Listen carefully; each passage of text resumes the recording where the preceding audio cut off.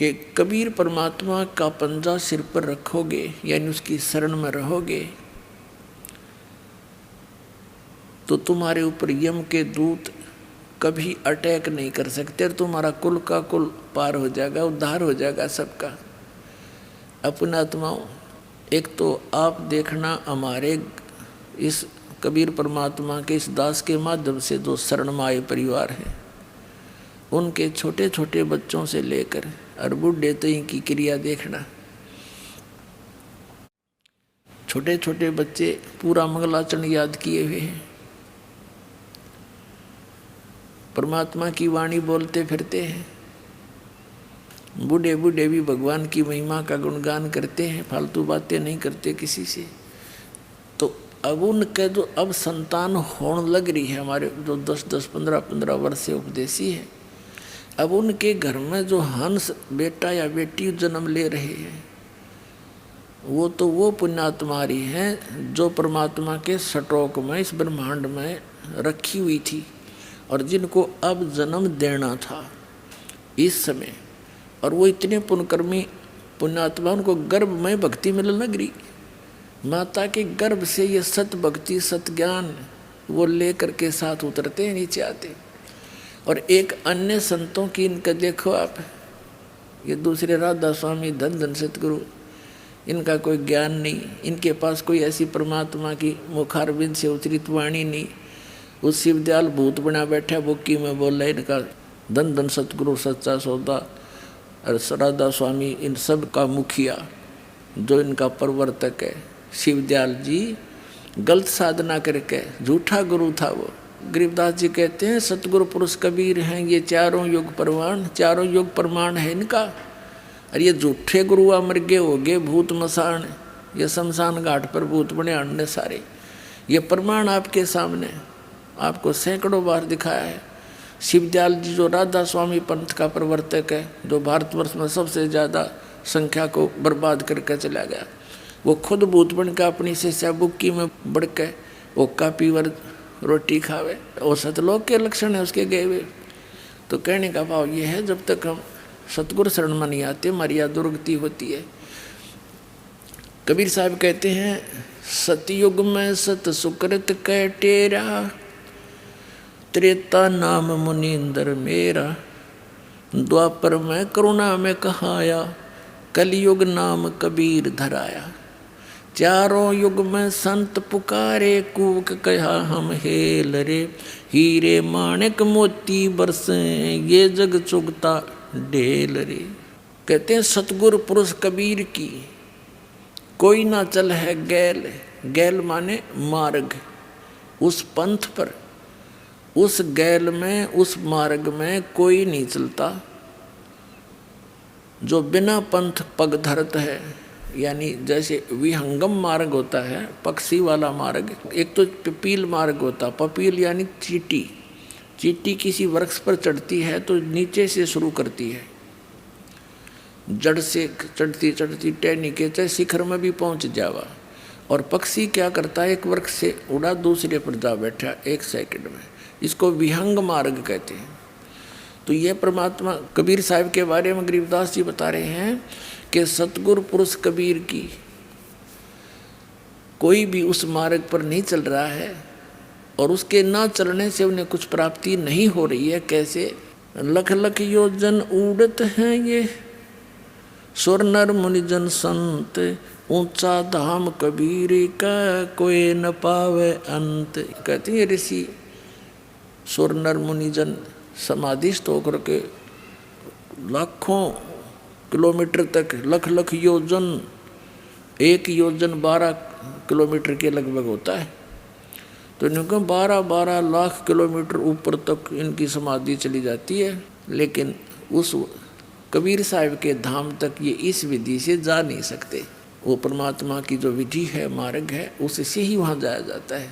अब आगे क्या बताते हैं, धर्मराय दरबार में देई कबीर तलाक, मेरे भूले चूके हंस को तू पकड़िए मत कजाक। अपने आत्मा अभी तक हमने ज्ञान था नहीं, दंत कथा लोक वेद सुना करते, इन नकली संतों, ऋषि, महर्षि आचार्यों और शंकराचार्यों से, जिनका कोई सिर पैर नहीं था।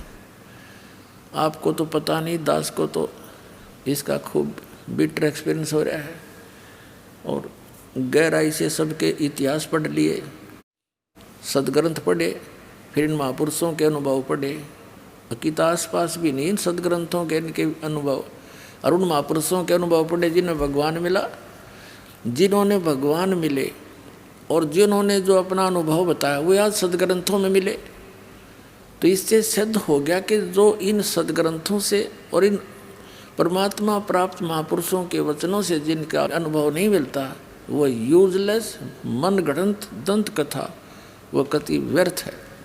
तो इन सब का व्यर्थ है। इस दास ने निर्णय कर रखा है, अनित आओ मैदान में जवाब दो दास का कि झूठ कह रहा हूँ, कोई भी ना चल सकता, सांप सा सूंघ गया सबने। आज कोई कोने में बैठ कर दास ये चर्चा नहीं कर रहा है। इंटरनेशनल स्तर के चैनलों पर इनकी सब की धोती सी धो दी और कोई तो सकता नहीं। बकवाद तो कितना कर लियो, लेकिन ज्ञान में बोल कर दिखा दो। ये भी कहो कि मैं झूठ बोल रहा हूँ, एक शब्द कहो, प्रमाणित करके बताओ, फिर पता चलेगा। मूर्ख बना दिया सारे संसार को। तो दास जो ज्ञान आपको सुना रहा है, इस पर आपको विश्वास कराने के लिए इतने प्रमाण देता हूँ कि दास जो बोल रहा है ये 100 की 100 सत्य है। अपनी तरफ से नहीं बोल रहा हूँ, उन महापुरुषों की वाणी को आपके रूबरू कर रहा हूँ जिन्होंने भगवान पा लिया और फिर उस जिन्होंने भगवान मिला और उनने जो ज्ञान बताया वो सदग्रंथों से फिर ये दिखाता हूँ कि इनमें भी ऐसा ही लिखा, देखो जिनको तुम सच मानते रहे हो आज तक। तो फिर विश्वास आसानी से हो जाएगा। ये विश्वास होना ही कठिन हो रहा है कि कबीर इज गॉड, और जिस दिन आप कहिए हो गया कबीर इज गॉड, बस बातें खत्म हो जाएगी। फिर तो वाणी पढ़ा करेंगे, आँखों में आंसू आया करेंगे, घर घर बैठ कर भगवान की चर्चा चला करेंगी, बकवाद करते हैं सारा दिन 2 रोटी के लिए। और ये परमात्मा प्रसन्न हो गया, घर भर देगा ठड्डे आपके, खाया भी ना जा सारी उम्र आप पर, इतना दे देगा आपको।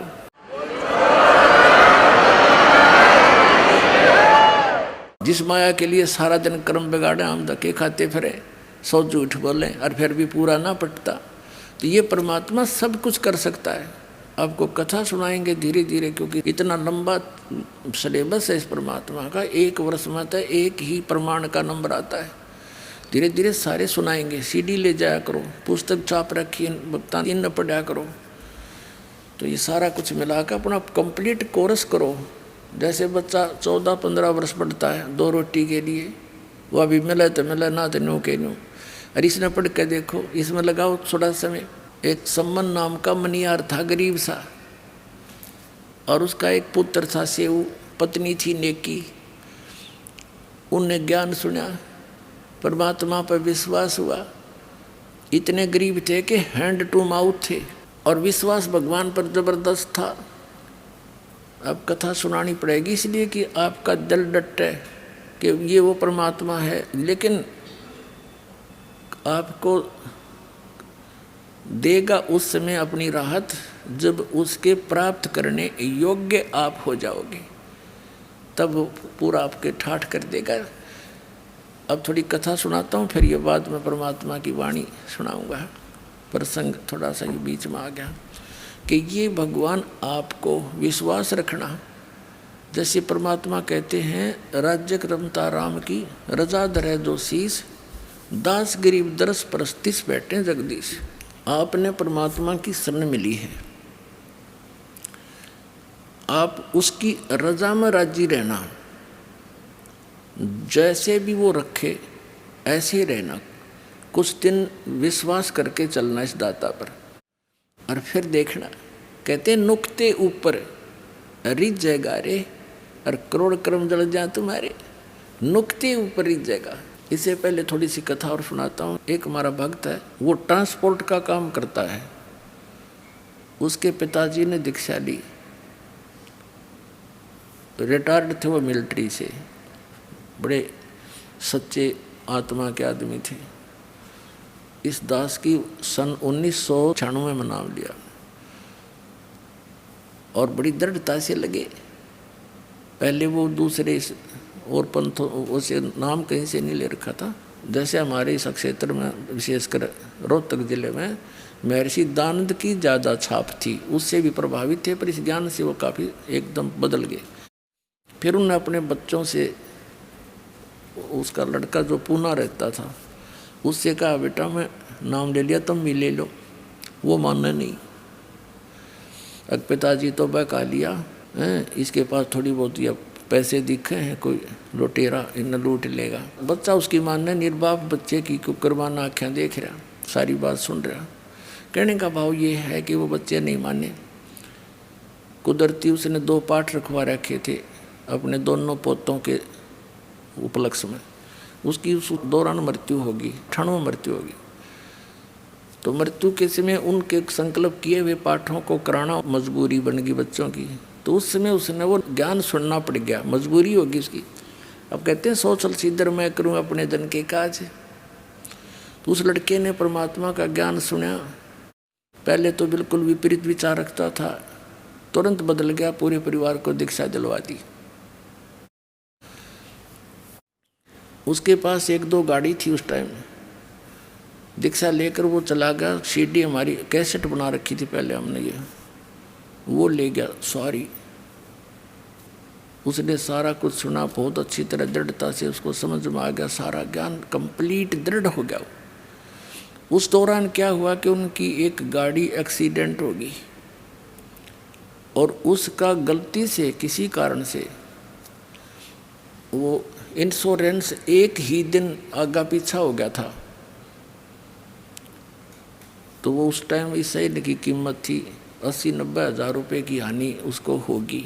उसकी माँ को उसने संदेशा दिया कैसे ऐसी होगी। उसकी माँ कहने लगी, भाई यूँ नाम छोड़ दो, देख नाम लिया तेरा बाबू मर गया, और तो हमने नाम लिया तेरी गाड़ी 80 हज़ार का नुकसान हो गया। लेकिन वो लड़का समझ गया था कसूती तरह। तो अपनी माँ को तो जैसे तैसे उन्हें संतुष्ट किया।